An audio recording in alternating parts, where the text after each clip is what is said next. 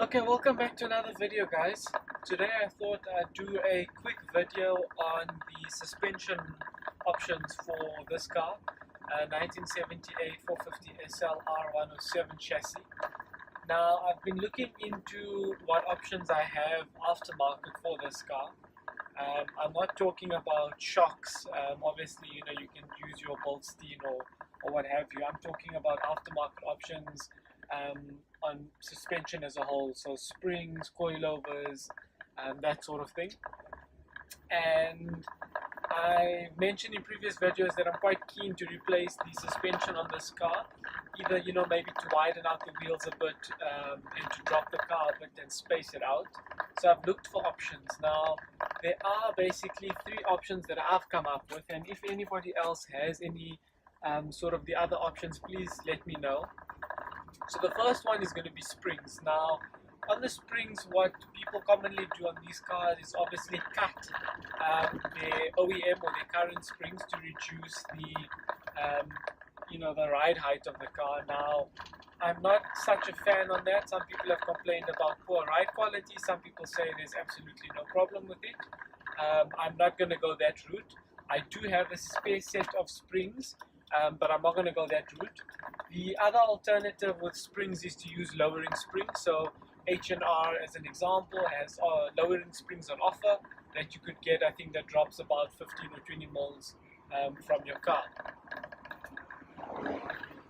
Then the other option I've looked at is coilovers, and there's a lack of aftermarket support on this chassis in particular. So the one company that I did find offering coilovers is a company in Australia. I think they're called DKU BUS, so DKU Bus, not sure how to pronounce it, but I'll link their coilovers that I found for their R107 chassis in the description below. And basically it looks like a full setup that replaces your struts. It's got your coil in there, it's height adjustable, dampening adjustable as well, so it looks like a really good kit. I'm not sure if anybody has used that. If anybody has that installed in their car, used it, please let me know how it rides and how the installation is. They are quite pricey. They're about 2,000 or 2,200 Australian dollars, excluding shipping. So to South Africa, that's about 22,000 rand. Plus shipping will probably land you at around 30 or 40,000 rand. So quite a lot of money for a coilover setup, but nonetheless, at least there is an option for those wanting to go coilovers as an aftermarket option. So the third option, which is the one I'm quite keen on and the one that I'm looking to probably get to explore, is air suspension. Now the reason for that is the lowering springs don't meet my need in terms of what I want to do with the car. Coilovers at that price, 30 or 40,000 rand, I'm looking at a air suspension setup in that price range in any case. So why not go and give me the full adjustability of air suspension in terms of ride height, rather than spending that money on coilovers, which I would manually need to adjust. So in South Africa, depending on who you look at, using an airlift bag as an example and probably a manual setup, you're looking at about 18,000 to 20,000 rand for air suspension, and that includes and that includes installation. So for 20,000 rand, you can get something decent with the wheels that I'm looking at. That's another, say, 15,000.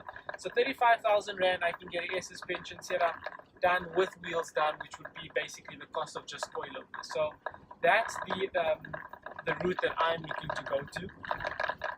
And like I mentioned previously, if anybody has any other options besides the H&R springs, the DKU bus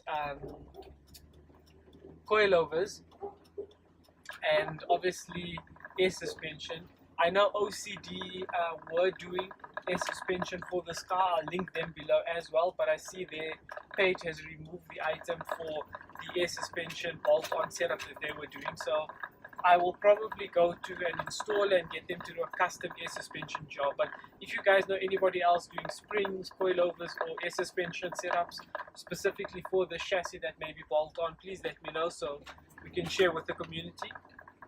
But more likely than not, I will go with a custom route.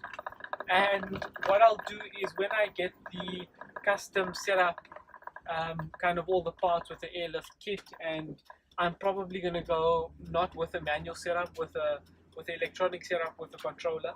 I will give you guys an overview on all those parts and what it looks like, the installation process, and I think we'll pull out the wheels as well and have a look at the current suspension on the 107 and how the airlift or the aftermarket air suspension will fit on this car. And that's basically an overview. So you got an option of springs, H&R, DKU, BUS, coilovers, or custom air suspension at the moment. I think once OCD brings theirs back, that will also be an option. So hope this helps you guys. Hope you like the video. Please leave me some recommendations on suspension and what you guys have done. If you've gone the route of cutting coils or anything else that you've done, please let me know. I will probably also need to change the shocks on this car, so any brand recommendations will be greatly appreciated. Thanks for tuning, guys, and see you again soon.